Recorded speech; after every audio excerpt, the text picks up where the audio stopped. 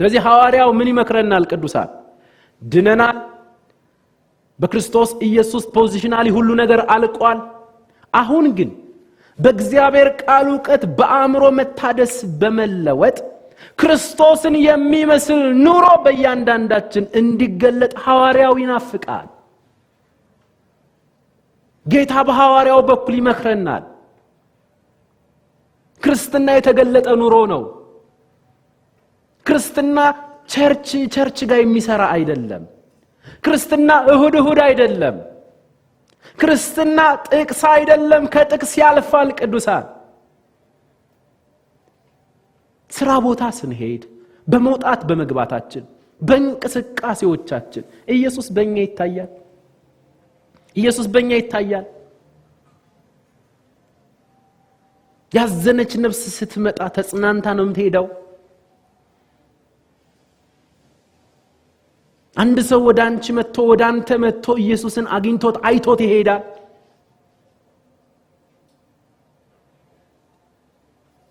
ክርስትና ከወሬ ያልፋል። አሁን ላይ ወሬ የበዛበት ዘመን ላይ ነው ያለነው። አዎ ክርስትና ግን ከንግግር ያልፋል። ክርስትና የክርስቶስ ኑሮ ነው።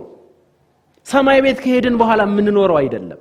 በዚህ በጎዶሎ ዓለም ውስጥ ስንኖር በዚህ በደካማ ሰውነታችን ብርቱ የሆነ እርሱ በእኛ ተገልጦ የሚኖርበት የሰማይ ሕይወት ነው። እርሱ ዘላለሙን ሰጥቶናል። የእኛን ሰባ ደግሞ ስጡኝ እያለ ነው። የቀረችውን ዕድሜያችንን እስኪ እባካችሁ እኔ ዘላለሜን ሰጥቻችኋለሁ፣ እስኪ ባንተ ውስጥ 30 ዓመት ልኖር፣ እስኪ ባንቺ ውስጥ 25 ዓመት ልኖር፣ እስኪ ምድር ላይ ያለውን ዕድሜያችሁን ስጡኝና ሰማይን ምድር ላይ ልኖር። ይሄ ኢየሱስ ጥያቄ ነው። አዎ በጣም በሚያሳዝን ሁኔታ የፍጻሜ ዘመን ላይ ያለችው የሎዶቅያ ቤተክርስቲያን ዘመን ላይ ነው ያለነው። ሎዶቅያ ቤተክርስቲያን ላይ ብዙ ነገር የተበላሸ ነው። ብዙ ነገር የሚያመቻምች ነው።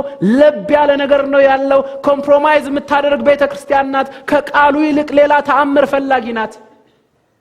አዎ ክርስትና በዚህ ዘመን እንደምታውቁት ነው። ሐዋርያው ጳውሎስ በፍጻሜ ዘመን አስጨናቂ ጊዜ ይመጣል፣ የሚያስጨንቅ ጊዜ ይመጣል።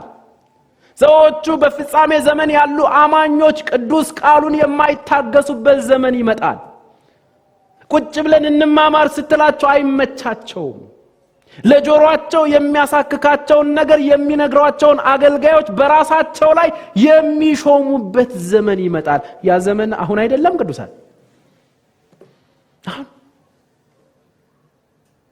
አሁን ምንድነው እየሆነ ያለው ነገር ብለህ ግራ እስክትጋባ? እየሆነ ያለው ነገር ምንድነው? የዘመኗ ቤተክርስቲያን የክርስቶስን መስቀል ረስታለች። የዘመኗ ቤተክርስቲያን የክርስቶስን ትንሣኤ ረስታለች። የዘመኗ ቤተክርስቲያን የመምጣቱን ተስፋ የሚገለጠውን የተባረከ ተስፋዋን ኢየሱስን ረስታለች። ሰማያዊ ሆና ሳለች ምድራዊነትን እያሳደደች ነው ያለችው። መንፈሳዊ ሆና ሳለች ስጋ የሚል ነገር ነው የሚገለጥብን። ለምንድነው ምናመቻምቸው?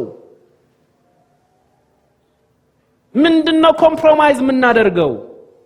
በእግዚአብሔር ነገር ለምንድነው ጨካኝ ማን ሆነው? አቤቱ ልቤ ጨካኝ ነው ብለው አለፉ በዘመናት የነበሩ ለእግዚአብሔር ያደሉ ሰዎች። ወጣቱ ኢያሱ እናንተ ዛሬ የምታመልኩትን ምረጡ፣ እኔና ቤቴ ግን እግዚአብሔር እንላለን።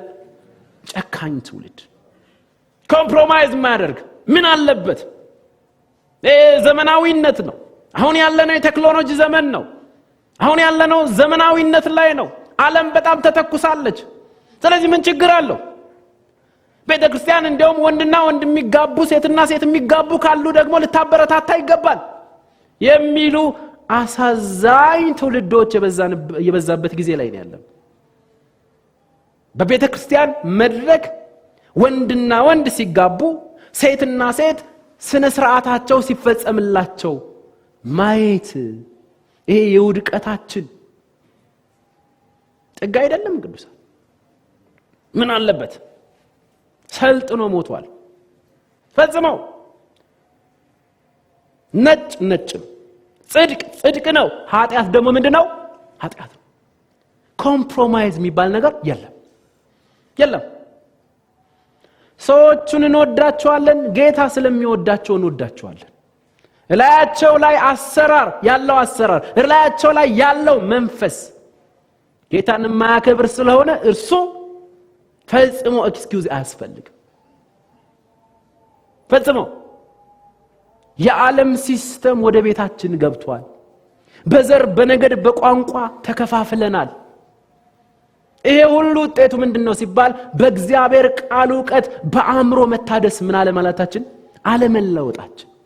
ኢየሱስ ራእይ መጽሐፍ ምዕራፍ 5 ከቁጥር 9 ጀምሮ ታርደሃልና ተባለ። በደምህ ከነገድ ሁሉ ከቋንቋ ሁሉ ከወገንም ሁሉ ከሕዝብም ሁሉ ሰዎችን ዋሽተ ለሰማይ አምላክ ነገስታትና ካህናት አደረካቸው ይላል። ከዘር ከነገድ ከቋንቋ ከወገን የተዋጀ ሕዝብ ነው እዚህ ጋር ያለው። ግን አሁንም አማራ፣ ኦሮሞ፣ ትግሬ፣ ጉራጌ፣ ሀዲያ፣ ከምባታ በሚል የዓለማውያን አስተሳሰብ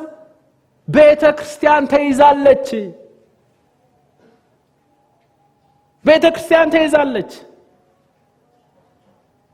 እግዚአብሔር አንተን እግዚአብሔር አንቺን በማን ነው ወይም በምንድን ነው የተቀበላችሁ? በዘርሽ ተቀብሎሻል? በነገድን ያስተናገደህ ፈጽሞ ማንም ማንም በክርስቶስ ቢሆን አዲስ ፍጥረት ነው። እግዚአብሔር የተቀበለን በክርስቶስ ስለሆንን ነው። በዘርህ አልተቀበለህም፣ በነገድህ አልተቀበለህም። ቅዱስ ነገድ እርኩስ ነገድ የለም። ቅዱስ ቋንቋ እርኩስ ቋንቋ የለም። ሁላችንም እግዚአብሔር እኛን በተቀበለበት በልጁ በክርስቶስ ኢየሱስ ላይ ተመስርተን እርስ በርሳችንም በክርስቶስ ልንቀባበል ያስፈልገናል። ቤተክርስቲያን እንደዚህ አይነት በሽታ ላይ ነው ያለችው። ዓለም ጓዟን ሁሉ ሰብስባ ቤተክርስቲያን ውስጥ ገብታለች። ሰንበት በት ብሏል። የሚያሳዝን ነው ቅዱሳን። እድገት አይደለም እኮ ውድቀት ነው። ክርስቶስን መምሰል አይደለም። ልንመስል የተጠራ ነው። ማንን ነበረ? ክርስቶስን ነበር። ስንጀምር ታስታውሳላችሁ። ሕፃኑ ይስሐቅ አደገ፣ ጡትንም ከመጥባት ተቋረጠ። አብርሃምም ልጁን ይስሐቅን ጡት ባስጣለበት ቀን ታላቅ ግብዣን ታላቅ ድግስን አደረገ ይላል። ማደጉ የልጁ ማደግ የይስሐቅ ማደግ አብርሃምን እንዳስደሰተው የኛም ማደግ አብን ያስደስተዋል። ክርስቶስን እንድትመስልለት ነው የተጠራኸው ወንድሜ። ልጁን እንድትመስልለት ነው ሰማይ የሚፈልገው። ማንንም እንድንመስል አልተጠራንም። አገልጋይ እንድንመስል አልተጠራንም። ራስ ወደ ሆነ ወደ ክርስቶስ እንድናድግ ነው የተጠራ ነው። አባባ ጸጋ ጨምርልን። ይሄ ሁሉ ችግር ከምን የተነሳ ነው? ቤተክርስቲያን ዓለማዊ የሆነችው ቤተክርስቲያን የዓለም ሥርዓት የሚገለጥባት አማኞች ሰማያዊ ሆነው ሳሉ እንደ ምድራውያን ቅዱሳን በክርስቶስ ኢየሱስ የእግዚአብሔር ልጆች ሆነው ሳሉ እንደ ዓለማውያን የሚመላለሱት እንደ አህዛብ የምንመላለሰው ኑሯችን ክርስቶስን የማይመስለው ነገር ግን ክርስቲያን ነን የምንል እኛ ክርስቲያኖች ነን፣ ድነናል፣ ሁሉ ነገር አልቋል። ነገር ግን ዓለማውያንን እንድንመስል አልተጠራንም። የነፍሳችንን መዳን ዕለት ዕለት እየፈጸምን አይደለም እና የክርስቶስ ኑሮ እየተገለጠብን አይደለም። የክርስቶስ ሕይወት እየተገለጠብን አይደለም። ወንድሞቻችንን እንጠላለን፣ እህቶቻችንን እንጠላለን። ወንድም ሳይሳካለት ሲቀር ደስ ይልሃል። እህትሽ ስትደነቃቀፍ እንድትወድቅ ትመኛለሽ። እህቶቻችንን እናማለን፣ ወንድሞቻችንን እናማለን። የኢየሱስ ሕይወት አይደለም የሚገለጥብን። ኢየሱስን የሚመስል ኑሮ በእያንዳንዳችን እየተገለጠ አይደለም። አለመዳናችን አይደለም፣ ልጅ አለመሆናችን አይደለም። በእግዚአብሔር ቃል ዕውቀት በአእምሮ መታደስ ካለመለወጣችን የተነሳ እንድንመስል የተጠራነውን ክርስቶስን ሳንመስል ማንን መስለን ያለነው? ዓለምን መስለን ያለነው፣ አህዛብን መስለን ያለነው። ቅዱሳን መንፈስ ቅዱስ እየመከረን ነው። እግዚአብሔር እየመከረን ነው። ቆም ብለን እንድናስታውስ እየፈለገ ነው። መተን መማራችን ካልቀረ፣ ሳምንቱን ሙሉ ፕሮግራም መከታተላችን ካልቀረ፣ ከፕሮግራም ባለፈ የሰማነው ቃል ከህይወታችን ጋር ተዋህዶ ልንጠቀምበት ያስፈልጋል። ጥቅስ የሚያውቁ ልጆችን ጌታ አይፈልግም። ጥቅስ የሚያውቁ ልጆችን አብ አይፈልግም። እንድታድጉ ተንኮል የሌለበትን የቃሉን ወተት ምን በሉ ለማደግ፣ ክርስቶስን ለመምሰል፣ የክርስቶስ ጽድቅ በእኛ እንዲገለጥ፣ በጸጋው ጉልበት በጸጋው ኃይል ታግለን የምንኖረው አይደለም፣ ክርስቶስ በእኛ ውስጥ የሚኖረው ኑሮ ነው ካልን ለኢየሱስ ቦታ እንልቀቅለት። ክርስቶስን የሚመስሉ ወጣት ሰዎችን፣ ወጣት ወንድሞችን ማየት ምን ያክል ያስደስታል። ክርስቶስን የሚመስሉ የክርስቶስ ንጽህና የሚገለጥባቸው ወጣት ሴቶችን መመልከት እንዴት ደስ ያሰኛል። አባባ ለእያንዳንዳችን ጸጋ ጨምርልን። ነፍሳችን ከእግዚአብሔር ቃል ስለ እውነተኛ ማንነታችን መረጃ ማግኘት አለባት። በእግዚአብሔር ቃል ዕውቀት በአእምሮ መታደስ ተለወጡ ማለት አእምሮ፣ ነፍሳችን፣ ሱኬ፣ ሳይክ አእምሮአችንን፣ ልባችንን፣ ነፍሳችንን የሚመለከት ስለሆነ ነፍሳችን ስለ እውነተኛ ማንነታችን ከእግዚአብሔር ቃል መረጃ ማግኘት አለባት። መረጃ ማግኘት ለምን በሚባልበት ጊዜ መረጃ ካላገኘች ከደረጃው በታች በሆነ በተሸናፊነት ህይወት እንኖራለን። ክርስቶስን በሚያሰድብ ህይወት እንኖራለን። ክርስቶስን እንድንመስል ተጠርተን ሳለን ዓለማውያንን የሚመስል ኑሮ በእያንዳንዳችን ሊገለጥ ይችላል። እያንዳንዳችን የዓለም ብርሃኖች ነን። በሌላ ቋንቋ ክርስቶስን እንድንመስል የተጠራን።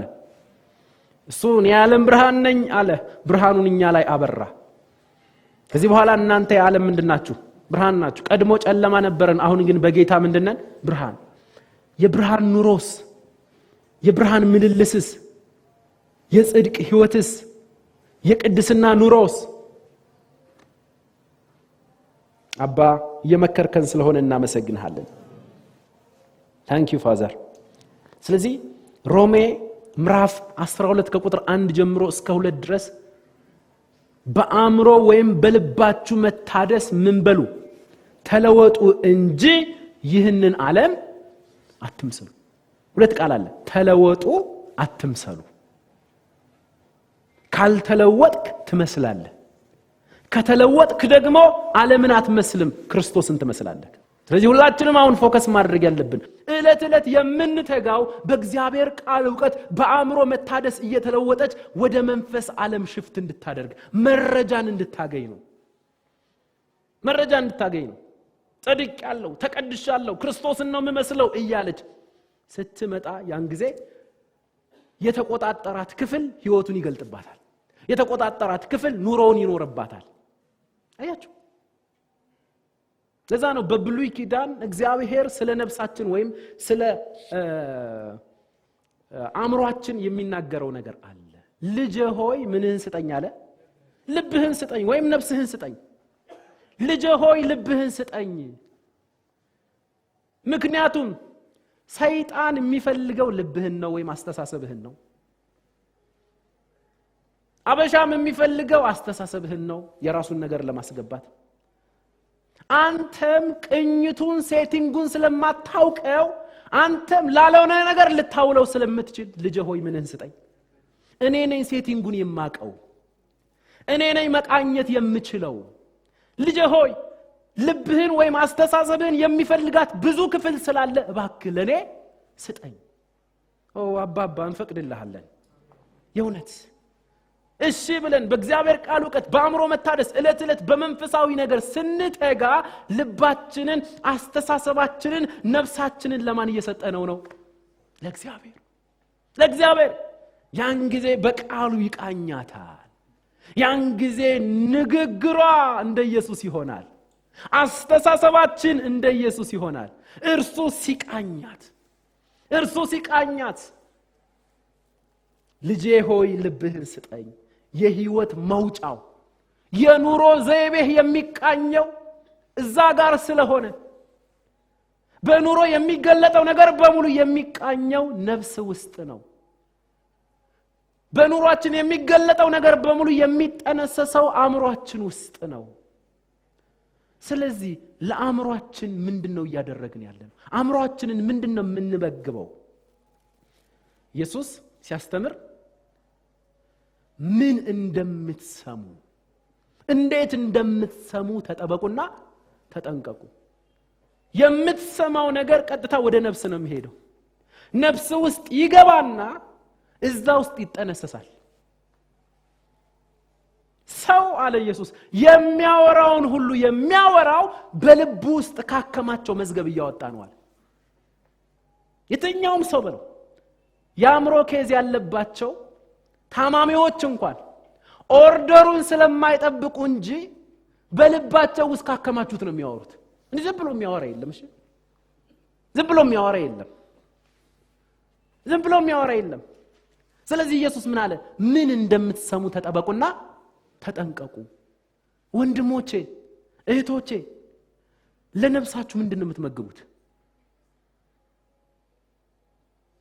ሞባይላችንን ስንይዝ ሶሻል ሚዲያ ውስጥ ስንገባ ለነፍሳችን ምንድነው የምንመግበው? ዩቲዩብ ውስጥ ስትገባ ምንድነው ለነፍሳችን የምንመግበው? ራሳችንን እስኪ እንጠይቅ። ኢየሱስ ምን አለ? ምን እንደምትሰሙ ተጠበቁና ተጠንቀቁ። ሶሻል ሚዲያ ቴክኖሎጂ እጃችን ውስጥ ገብቷል። ዓለም በሙሉ ተሰብስባ በሞባይላችን በኩል እኛ ቤት ገብታለች። እያንዳንዳችን እጅ ላይ ነው ያለችው ዓለም። ሞባይላችንን ስንጠቀም ሶሻል ሚዲያ ውስጥ ስንገባ ቴሌግራም፣ ፌስቡክ፣ ዩቲዩብ ውስጥ ስንገባ ለአእምሮአችን ምንድነው የምንመግበው? የማያሳድግ ክርስቶስን የማይመስል የማይጠቅም ነገር የሞላበት ብዙ ነገር አለ። የሚጠቅም ነገር እንዳለ ሁሉ የማይጠቅመው ይበዛል።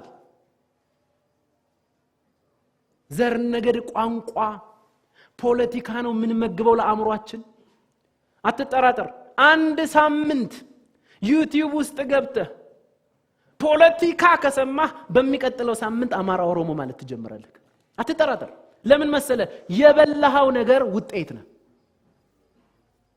ምንድነው ወደ አእምሮ ውስጥ የምታስገባው? ከኔ ጀምሮ እያንዳንዳችን ኃላፊነቱን እንውሰድ። ዩቲዩብ ውስጥ ስንገባ የብልግና ፊልሞች አሉ፣ ፖርኖግራፊዎች አሉ። በእንደዚህ አይነት ሱስ የተጠቁ ወንድሞችና እህቶቻችን አሉ፣ ይደውሉልናል። ለነፍሳቸው ምን እየመገቡት ስለሆነ ነው? ሞባይላችሁንስ ገብተን ምንድነው የምንመለከተው? ልጄ ሆይ ምንን ስጠኝ፣ ልጅ ልብህን ስጠኝ። ምን እንደምትሰሙ ተጠበቁና ተጠንቀቁ። የጌታን ነገር፣ የሚያሳድገንን ነገር፣ የሚጠቅመንን ነገር፣ ለመረጃ ጀነራል ኖሌጅ ላይ የሚያስፈልገንን ለመረጃ የሚሆንን ነገር መስማት እኮ ያባት ነው። ግን ቅዱሳን ርኩሰት ኢየሱስ ዩቲዩብ ውስጥ ቢገባ ምን ላይ ይችላል? ኢየሱስ ዛሬ እስኪ ፋኖ እንዴት ሆነ ይላል ኢየሱስ። ፋኖ ዛሬ እንዴት ሆነ ይላል።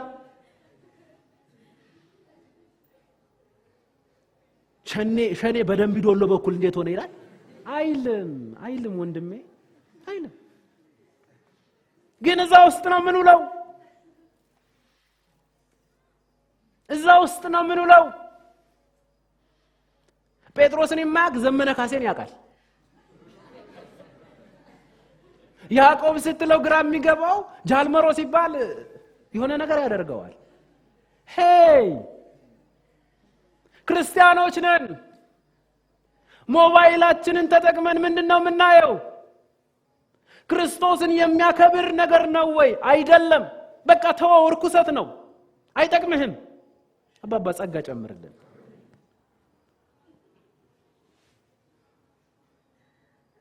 ያኮረፋችሁ ልጆች አላችሁ። እዚህ ቤት እውነት ነው፣ ውሸት ነው። አለቀ።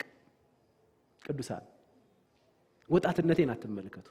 ወጣት በሆንኩት በኔ በዘመናት የሸመገለው አለ። እኔ አይደለም የቆምኩት። ሸክላ አትመልከቱ። በሸክላ ዕቃ ውስጥ ውድ መዝገብ አለ። ቅዱሳን አዳምጡኝ። ወንድሞቼ እህቶቼ ስሙኝ። ወጣትነቴን ተውት። ኢየሱስ ግን በኔ በኩል እያወራችሁ እንደሆነ ቅዱስ ቃሉን እያወራን እስከሆነ ድረስ የኔ ትምህርት አይደለም። ሞባይላችንን ስንይዝ ለነፍሳችን ለአእምሮአችን ምንድነው የምንመግበው? ሶሻል ሚዲያ ውስጥ ስንገባ ምንድነው ለአእምሮአችን የምንመግበው? ልጄ ሆይ ልብህን ለኔ ስጠኝ። ምን እንደምትሰሙ ተጠበቁና ተጠንቀቁ።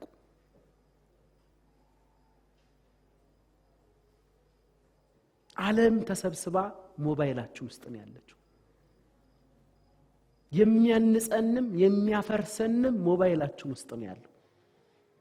የሚያንጸንን ክርስቶስን እንድንመስል የሚያግዘንን ነገር እንደሚገባ ማዳመጥ መስማት ሲገባን ዓለማዊ ነገር ከሰማን፣ ዩቲዩብ ውስጥ ገብተን እርኩሰት ካየን ከሰማን፣ ዘር ነገር ቋንቋ ሰውና ሰውን የሚያባላ ፖለቲካን ከሰማንበት አትጠራጠሩ።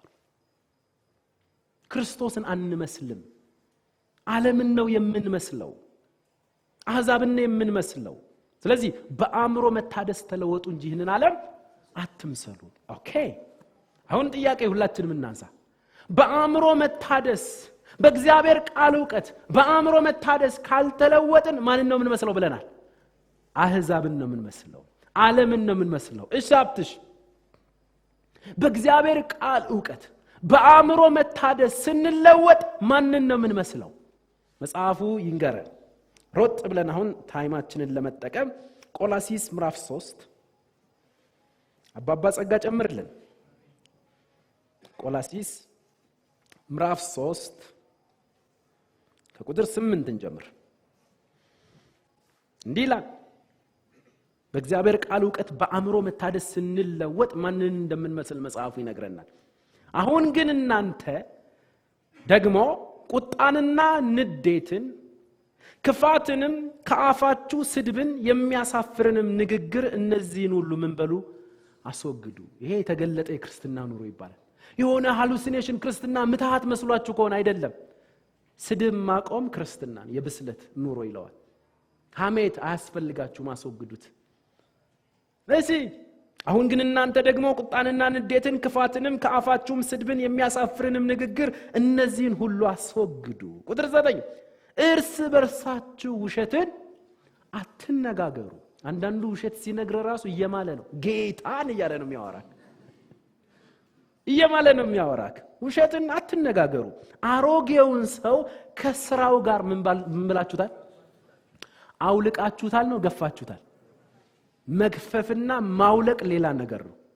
ልብስን ስታወልቅና መግፈፍ፣ ልብስን ስታወልቅ መግፈፍ የሚለውን ቃል አትጠቀም። መግፈፍ ከብት ወይም በሬ ወይም ደግሞ በግና ፍየል ሲታረድ ቆዳው ምን ይላል? ይገፈፋል። አይወልቅም፣ ቆዳው ይገፈፋል። ስትገፈው ህመም አለው፣ የተጣበቀ ነው። ስጋና ቆዳ ተጣብቋል። አዎ መሃል ላይ ገብቶ የሚያለያየው ክፍል ያማል። አዎ አውልቁት ሲል ከኛ ጋር ተጣብቆ የኖረ ያሮጌው ሰው የኑሮ ዘይቤ አለ። መልቀቅ አንፈልግም። ውሸትን መተው አንፈልግም። ሐሜትን መተው አንፈልግም። ነገር ግን የእግዚአብሔር ቃል በሁለት ወገን በኩል የተሳለ ምንድነው? ስለታም ሰይፍ ነው። መሃል ላይ ገብቶ እየቆረጠው ሲመጣ አያምም ማለት አይደለም፣ ያማል። መተው አንፈልግም፣ ያማል። ከኛ ጋር ለዘመናት የቆየ ስለሆነ ቶሎ መተው አንፈልግም። መግፈፍ የሚለው እሱን ነው የሚያሳየው። መግፈፍ የሚለው አሮጌውን ሰው ከምኑ ጋር? አሮጌው ሰው አለ፣ ያሮጌው ሰው ንብረቶች አሉ። ንብረቶች ከላይ የተዘረዘሩ ቁጣ፣ ንዴት፣ ክፋት፣ ከአፋችሁ ስድብ፣ የሚያሳፍር ንግግር፣ ውሸት፣ እነዚህ ሁሉ ያሮጌው ሰው ንብረቶች ናቸው። አሮጌውን ሰው ከምኑ ጋር? ከስራው ጋር ገፋችሁታልና ካለ በኋላ ቁጥር 10ን ተመልከቱ። የፈጠረውንም ምሳሌ እንዲመስል መምሰል መጣቸው። የፈጠረውን ክርስቶስን እንዲመስል ይለዋል ሕያው ቃል።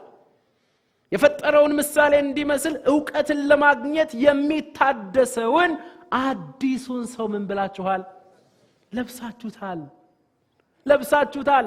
እሺ በዚያ በአዲሱ ሰው ውስጥ የግሪክ ሰው፣ አይሁዳዊ፣ የተገረዘ፣ ያልተገረዘ፣ አረማዊ፣ እስኩቴስም፣ ባሪያም፣ ጨዋም ሰው መሆን አልተቻለም። ምን ማለት ነው? በዚህ ዘመን ስናመጣው በቤተ ክርስቲያን ውስጥ በአዲሱ ሰው ውስጥ አማራ፣ ኦሮሞ፣ ትግሬ፣ ጉራጌ፣ ሀዲያ፣ ከምባታ መሆን አልተቻለም ማለት ነው። ነገር ግን ክርስቶስ ሁሉ ነው፣ ደግሞ በሁሉ ነው። እንግዲህ እንደ እግዚአብሔር ምርጦች፣ ሃሌሉያ፣ እንደማን ምርጦች? እንግዲህ እንደ እግዚአብሔር ምርጦች ቅዱሳን ሆናችሁ የተወደዳችሁም ሆናችሁ ምህረትን፣ ይሄ የአዲሱ ሰው የክርስቶስ ኑሮ እንድንመስል የተጠራ ነው። ምህረትን፣ ርህራሄ፣ የኢየሱስ ሕይወት። ኢየሱስ ሩሩ ነው። ኢየሱስ እኮ ሩሩ ነው፣ ትሁት ነው። ኢየሱስ የተቀጠቀጠ ሸምበቆን አይሰብርም፣ የሚጤስን ጧፍ አያጠፋም። ወደ ኢየሱስ ስንመጣ እኮ ልባችን አልተሰበረም፣ ይልቅስ የተሰበረው ልባችን በርሱ ተጠገነ። ኢየሱስን መምሰል ስንጀምር ሩህሩሆች ነው የምንሆነው። ግን ብዙ ጊዜ ሩህሩሆች አይደለም፣ ጨካኞች ነን። የወንድሞቻችን የእህቶቻችንን ልብ ለመስበር ኖርማል ነው ለኛ። ኢየሱስ ግን እንደዛ አይደለም። ከኢየሱስ አልተማርነውም ቅዱሳን። ስለዚህ ኢየሱስን እየመሰልን ስንሄድ ርህራሄ፣ ምህረት፣ ቸርነት፣ ትህትና፣ የዋህነት የኢየሱስ ባህሪ፣ የኢየሱስ ኑሮ። ኢየሱስ በልቡ የዋህ ትሁት ነው አይደለ? ያዝናል። ኢየሱስ የተጎዱ ሰዎችን ሲያያዝናል። ናይን በሚባል ቦታ ላይ ወንጌልን ስናጠና ናይን በሚባል ቦታ ላይ የአይኗ ማረፊያ የሆነ አንድ ልጇ የሞተባት መበለት ሴት፣ መበለት እናት፣ ሚጦራት የሚያኖራት ያ ልጇ ነው። ከልጇ ውጭ ተስፋ የላትም። ያንን የአይኗ ማረፊያ የሆነው ልጇን ግን ሞት ወሰደባት፣ ሞት ቀደማት። ያቺ እናት፣ ያቺ ነፍስ ምን ያክል ነው የምታዝነው? ከዚህ በኋላ ብርሃን አይታያትም። የአይኗ ማረፊያ የሆነው ልጇ ሞቷል። እድሜዋን የሚጨምርላት ልጇ ሞቷል። የሚጦራት የሚያኖራት ልጇ ሞቶባታል። ያን ጊዜ ለቀብር ተሸክመውት በሚሄዱ ጊዜ ናይን ወደሚባል አገር ደረሰ ይላል ኢየሱስ። ናይን ወደሚባል ቦታ ደረሰና አያትና አዘነላት፣ አያትና ራራላት። ያን ጊዜ ሰዎቹን ሬሳውን መሬት ላይ እንዲያስቀምጡ አድርጎ አንተ ጎበዝ ተነስ አለው። ያም የሞተ ሰው ተነሳ። ያንን ወጣት ያንን ልጇን ለእናቷ መልሶ ሰጣት። ያቺ ነፍስ እንዴት ትጽናና! ያቺ እናት እንዴት ትደሰት! ኢየሱስ ይሄ ነው ቅዱሳን። ኢየሱስ ይሄ ነው። ኢየሱስ ልብ የሚሰብር አይደለም። ኢየሱስ ሐዘንን የሚያባብስ አይደለም። ኢየሱስ የተቀጠቀጠ ሸምበቆን አይሰብርም። ኢየሱስ የሚጤስን ጧፍ አያጠፋም። ታዲያ እሱን መምሰል ለምንድን ያልቻልነው? መድረክ ላይ የምንቆም አገልጋዮች ጨካኞች ነን። ለሰው ግድ የለንም። ያሰብነው ሐሳባችን እስከሞላልን ቅዱሳንን ዘርፈን ልንሰበስብ ያልነው ሐሳባችን ገንዘብ እስከሞላ ድረስ ሰው ጾሙን ይደር፣ ሰው መድኃኒት መግዣውን እየሰጠ እንደሆነ ቼክ አናደርግም። ጨካኞች ነን። መድረክ ላይ የምንቆም የዘመኑ አገልጋዮች ጨካኞች ነን። እግዚአብሔር ወደ ልባችን ይመልሰን። እውነት የኢየሱስ ሕይወት፣ የኢየሱስ ትህትና፣ የኢየሱስ ኑሮ፣ የኢየሱስ የዋህነት እየታየብን አይደለም። ርህራሄን፣ ቸርነትን፣ ትህትናን፣ የዋህነትን፣ ትዕግስትን ልበሱ። እርስ በርሳችሁ ትዕግስትን አድርጉ። ወንድምህን በትዕግስት ነው የምትሸከመው። እህትሽን በትዕግስት ነው የምትሸከሚያት። እርስ በርሳችሁ ትዕግስትን አድርጉ። ማንም በባልንጀራው ላይ የሚነቅፈው ነገር ካለ ይቅር ተባባሉ። ይቅርታ የኢየሱስ ልብ ነው። ይቅርታ ከኢየሱስ ነው ያገኘ ነው። ለምን እንዴት ይቅር እንባባል? በምን ልክ ሲባል ክርስቶስ ምን እንዳላችሁ ይቅር እንዳላችሁ እርስ በርሳችሁ እንደዚህ አድርጉ። ክርስቶስ ይቅር እንዳላችሁ ምን ማለት ነው? እርሱ ይቅር ያለበትን አቅም በማን ውስጥ አስቀምጧል? አድርጉ ከማለቱ በፊት እኛን መጀመሪያ አድርጎን ነው። አቅሙን በእኛ ውስጥ አስቀምጦ ነው። ያንን አቅም ግለጡት፣ ኑሩት እያለን ነው ቅዱሳን። ጸጋ ጨምርልን። ኤፌሶን ምዕራፍ 4 ላይ እንሄድና እሱን አንብበን እንጨርሳለን።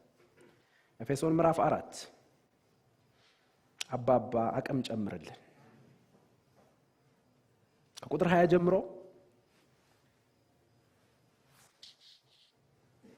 ጀምሮ እናንተ ግን ክርስቶስን እንደዚህ አልተማራችሁትም፣ በዚህ መልኩ አታውቁትም። ከላይ የዘረዘራቸው ነገሮች አሉ።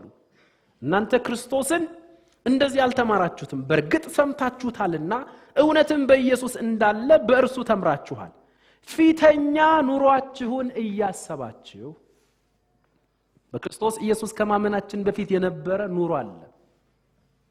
ባለማመን ጊዜ የኖርነው ወይም የተገለጠ አዳማዊ የሆነ ለእግዚአብሔር የማይታዘዝ በጨለማ የተሞላ ብርሃንን የማይፈልግ የኑሮ ዘይቤ ነበረ።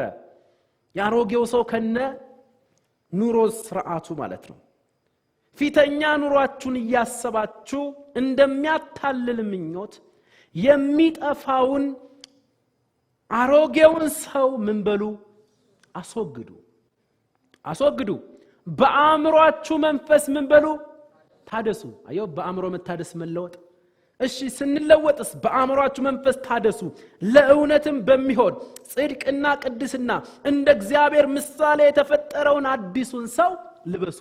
ቆላሲስ ላይ ለብሳችሁታል ይላል። ፖዚሽናሊ ልበሱ ማለት ደግሞ ያንን ኑሮ ምን በሉት? ኑሩት፣ ግለጡት። ፕራክቲካል ላይፍ አለው ክርስትና። የተገለጠ ኑሮ አለው ክርስትና። በስራ ቦታ፣ በሰፈር፣ በመውጣት በመግባታችን የክርስቶስ ኢየሱስ የንጽህና፣ የክርስቶስ ኢየሱስ የቅድስና፣ የክርስቶስ ኢየሱስ የትህትና ኑሮ በእኛ ሊገለጥ ያስፈልጋል። አለ አቅሙ። አንተ ውስጥ ነው ያለው፣ አንቺ ውስጥ ነው ያለው። ሐሳባዊ አይደለም ክርስትና። ስለዚህ ለእውነትም በሚሆን ጽድቅና ቅድስና እንደ እግዚአብሔር ምሳሌ የተፈጠረውን አዲሱን ሰው ልበሱ። ያን ጊዜ አዲሱን ሰው ስንለብስ በአእምሮ መታደስ ስንለወጥ ቁጥር 25 ስለዚህ ውሸትን ምን ብላችሁ አስወግዳችሁ። የአዲሱ ሰው ባህሪ አይደሉም፣ የክርስቶስ ባህሪ አይደለም። አንተ አዲስ ፍጥረት ነህ፣ አይመጥንህም። ውሸት አይመጥነንም። ልካችን አይደለም ውሸት። ወንድሜ ከደረጃ በታች ነው የሚያደርግ ውሸት። ላንተ የታየልህ ስታንዳርድ የሆነ ላይፍ ስታይል አለ፣ ክርስቶስን የሚመስል ልኩ ክርስቶስ የሆነ ፍጻሜው ክርስቶስ የሆነ የተገለጠ ኑሮ ሰማይ አበጅቶልሃል። ሰማይ እንደዛ ነው የሚቆጥርህ። ብቃቱ አንተ ውስጥ ነው ያለው። አቅም አንተ ውስጥ አንቺ ውስጥ አለ። ከክርስትና ከደረጃው ኑሮ በታች አንኑር ቅዱሳን። ውሸትን አስወግዳችሁ እርስ በርሳችን ብልቶች ሆነናልና እያንዳንዳችሁ ከባልንጀሮቻችሁ ጋር እውነትን ተነጋገሩ። ይቻላል። እሱ ማለት የብስለት የክርስትና ኑሮ፣ ክርስቶስን የሚመስል ኑሮ። እንዴት ነው ክርስቶስን የሚመስለው? ውሸት ስታቆም፣ እውነት ስትናገር ዋው ክርስቶስን ይመስላል ትባላል። ምንም የሆነ ውስብስብ አይደለም ቅዱሳን፣ የሆነ ሚስትሪ አይደለም፣ የሆነ የተሰወረ ነገር አይደለም። ውሸት ማቆምና እውነት ማውራት ማንን እየመሰልክ ነው? አለቀ። እስኪ እንቀጥል። ከባልንጀሮቻችሁ ጋር እውነትን ተነጋገሩ፣ ተቆጡ፣ ኃጢአትን አታድርጉ፣ በቁጣችሁ ላይ ፀሐይ አይግባ፣ ለዲያብሎስም ፋንታ አትስጡት። የሰረቀ ከእንግዲህ ወዲህ አይስረቅ። የሰረቀ ወንድማችን ሲሰርቅ የነበረ ከዚህ በፊት የስርቆትን የኑሮ ዘይቤው አድርጎ የነበረ ሰው ከዚህ በኋላ ምን አይበል? አይስረቅ። ነገር ግን በዚያ ፋንታ ለጎደለው የሚያካፍለው እንዲኖርለት በገዛ እጆቹ መልካም እየሰራ ይድከም። ሰራተኞች እንድንሆን ክርስትና ያበረታታናል። በገዛ እጆቹ መልካም እያደረገ ስራ እየሰራ ክርስትና ሰራተኛ ያደርጋል። ክርስትና አምርሆን ይፈውሳል። ክርስትና ሰራተኛ ነው የሚያደርግህ። ክርስትና ትውልድህን ነው የሚፈውሰው። ክርስትና አገርን ይፈውሳል። ክርስትና ሰራተኛ ነው የሚያደርገው። መልካም እየሰራ ይድከም ካለ በኋላ ቁጥር 29 ለሚሰሙት ጸጋን ይሰጥ ዘንድ እንደሚያስፈልግ ለማነጽ የሚጠቅም ማናቸውም በጎ ቃል እንጂ ክፉ ቃል ከአፋችሁ ከቶ አይውጣ። ቅዱሳን ለማነጽ የሚሆን ቅዱሳንን የሚጠቅም ቅዱሳንን የሚያንጽ በጸጋ የተሞላ ንግግር እንድንናገር ነው የተጠራ ነው። ወንድሞቻችሁን በንግግር አትስበሩ። የቶቻችሁን ልብ አትስበሩ። ደካማ የምትመስል ከአካል ክፍሎቻችን መካከል አጥንት የሌለባት ደካማ የምትመስል ክፍል አለች። እርሷ ምላስ ናት። ነገር ግን የፍጥረትን ሩጫ ታቃጥላለች ይላል። ምላስ ደካማ ትመስላለች። ከሌላው የአካል ክፍል አጥንት ከሞላበት የአካል ክፍል ግን ሰውን ማድቀቅ መስበር ትችላለች። ሰውን ልትረግመው ትችላለህ። ሰውን ልትባርከው ትችላለህ። የፍጥረትን ሩጫ ታቃጥላለች ይላል ምላስ። ትንሽ ናት በአካል ክፍል ውስጥ ያለች ግን አመፀኛ ዓለም ናት አለ ያዕቆብ። አያችሁ ቅዱሳን፣ ትልልቅ ነገሮችን በዓለም ላይ የሰው ልጅ ተቆጣጥሯቸዋል። ግዙፍ መርከብ በትንሽ መልህቅ ይያዛል። ዓለምን ሁሉ የሰው ልጅ ተቆጣጥሯል። ምላሱን ግን የሚቆጣጠር ሰው ከዚያ በላይ ነው ብሏል። ምላስን መቆጣጠር አምላክ ሲረዳ ብቻ ነው። እንደ ቀላል ነው የምንናገረው። በወዳጆቻችን ላይ እንደ ቀላል ነው ኔጌቲቭ ቃል የምናወጣው።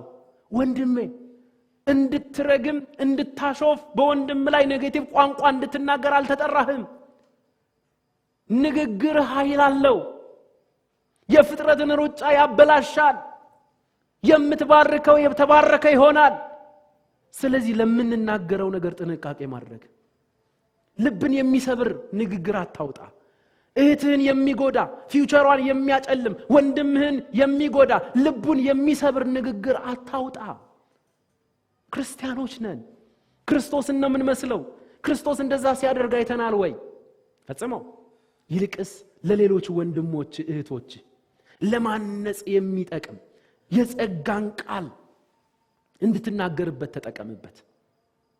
ለሚሰሙት ጸጋን ይሰጥ ዘንድ እንደሚያስፈልግ ለማነጽ የሚጠቅም ማናቸውም በጎ ቃል እንጂ ክፉ ቃል ከአፋችሁ ከቶ አይውጣ።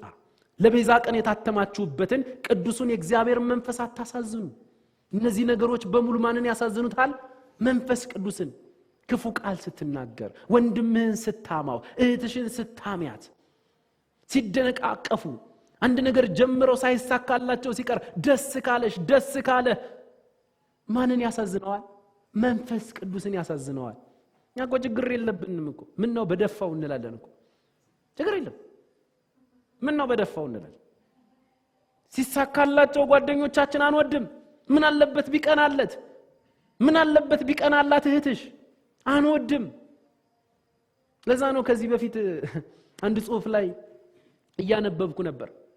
አበሾች ከልብሳችን ኢትዮጵያውያን አበሾች ከልብሳችን ቀድሞ የሚያልቀው ኳሌታችንና መቀመጫችን ነው ይላል። ለምንድን ነው ኳሌታችን የሚያልቀው? ነጮቹ ያደረጉትን የሰልባጅ ልብስ ይልኩታል ወደ ኢትዮጵያ። እነሱ ለብሰውት እኮ ልከውልናል፣ ግን ምንም በቃ ኳሌታው ንጹህ ነው። እኛ ጋር ሲመጣ እሳት ጋር የተገናኘ ይመስል በሳምንቱ አንደኛ ይጠቁራል፣ ሁለተኛ ያልቃል። ለምን ሲባል ወደፊት መሄድ አንወድም። ወደፊት ደረሰችብኝ እያልን አየው ኮምፒቲሽን ውስጥ ነው ያለነው። ዝም ብለህ የራስህን መንገድ ይዘህ ሂድ። አትሸው ከጀርባ ኳሌታህን አትሸው። ኳሌታችን የሚያልቀው ለዚያ ነው። ሲቀጥል ስራ አንሰራም፣ አንወድም። ቁጭ ብለን ተዘፍዝፈን እንውላለን። ዘናወራ ከዛስ መቀመጫ ምን ይላል? መነጽር መስሎ ይወጣል ማለት ነው። አያችሁ ቅዱስ መንፈስ ቅዱስ ያዝናል። ጥሎ አይሄድም አውቃለሁ። መጽሐፉ ጥሎ ሊሄድ አይችልም። ግን አታሳዝኑት። መንፈስ ቅዱስ በእናንተ ውስጥ አይዘን። መንፈስ ቅዱስ በእያንዳንዳችን ውስጥ ሆኖ አይዘን። ለቤዛ ቀን የታተማችሁበትን ቅዱስን የእግዚአብሔር መንፈስ አታሳዝኑ። መራርነት የሚያሳዝነው መራር መሆን፣ ክፉ መሆን፣ መራርነት፣ ንዴት፣ ዝም ብሎ ባገኘው አጋጣሚ ቱግ የሚል ሰው አለ። አረ ወንድሜ ቆይ ተረጋጋ። ስንት ምን እናደድበት ብዙ ነገር አለ። ዝም ብሎ ባገኘው አጋጣሚ እሱ የክርስትና ባህሪ አይደለም።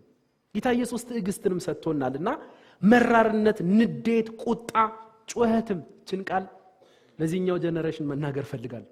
ጩኸት እንዴ ዝም ብሎ ከመሬት ተነስቶ የሚጮህ ሰው አላጋጠማችሁ? ዝም ብሎ ይጮሃል። በቃ ቸርችም ሆኖ ይጮሃል። ጩጩ ይለኛል የሚል መዝሙርም አለ። ይለቁታል።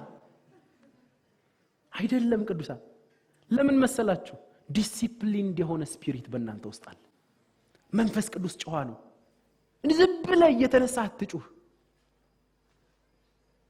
ያንተ መኖሪያ ቤት መተን ብንጮህ ደስ ይልሃል?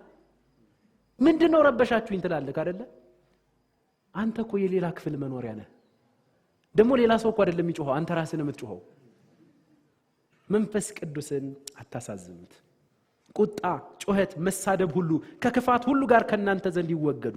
እርስ በርሳችሁ ቸሮችና ሩሩሆች ሁኑ፣ እግዚአብሔርም ደግሞ በክርስቶስ ይቅር እንዳላችሁ ምን ተባባሉ?